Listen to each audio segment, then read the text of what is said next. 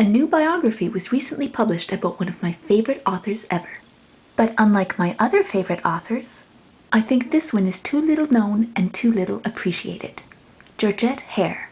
She wrote books in several genres, including mysteries, which are somewhat a la Agatha Christie, contemporary social satire written and published in the 1920s and 30s, historical novels about William the Conqueror, Charles II, the Peninsular War, and the younger brother of King Henry V.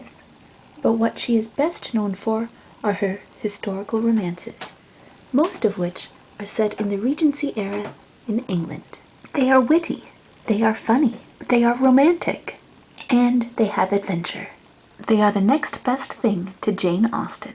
These are a couple of original covers from the 1970s. I have read my copies of her books so many times that most of them are falling apart.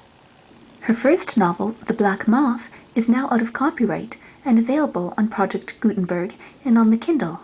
It's her first work, so not her best, but hey, it's free.